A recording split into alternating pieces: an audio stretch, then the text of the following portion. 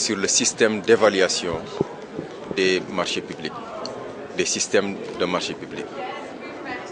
Le Sénégal, comme vous le savez, n'est pas membre de cette instance, mais avait été invité et coopté comme personne ressource dans le cadre des travaux. Et nous avons eu l'honneur également, au bout d'un certain nombre de rencontres, d'avoir été porté au Présidium pour présider aux côtés de la Banque mondiale et de la France, la Banque mondiale qui représentait les multilatéraux, la France qui représentait les bilatéraux. Le Sénégal avait été coopté et élu pour parler au nom de tous les pays du monde dans le domaine des marchés publics. Donc le Présidium avait été ainsi constitué et donc pendant 1 an et demi, nous avons travaillé avec l'ensemble des experts pour revoir de fond en comble la méthodologie d'évaluation des systèmes de passation des marchés publics. Et donc nous sommes au terme des travaux et le Sénégal a été choisi comme pays pour abriter la première séance de restitution publique des travaux. Et donc c'est ici au Sénégal que définitivement la nouvelle méthodologie va être adoptée. À l'issue de cela, il va falloir tester le nouveau modèle. Et 3 pays ont été choisis pour faire partie de la phase pilote.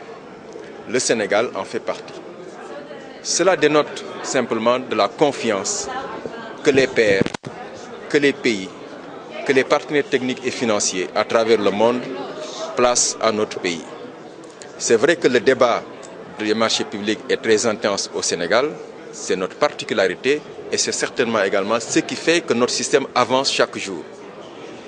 Et ce débat nous a permis, à travers le temps, d'affiner davantage nos procédures et de conforter la solidité de notre environnement des marchés publics.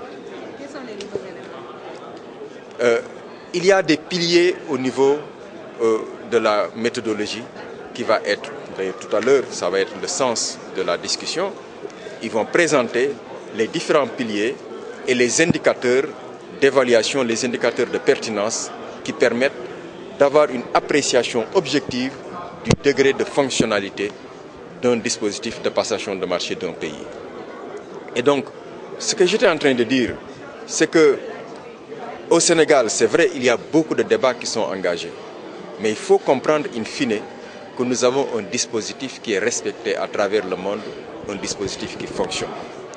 Un dispositif qui met en avant la transparence, l'égal accès à la commande publique, l'équité dans les marchés publics, un dispositif qui est capable de détecter toute forme de déviance qui est engagée au niveau donc, des marchés publics. Donc, le nouveau projet du MAPS va mettre l'accent un peu sur des leviers importants. Comment faire des marchés publics un instrument de développement économique et social? Que ça ne soit plus seulement une question de procédure. Les procédures, elles sont bonnes, il faut les avoir et il faut les respecter.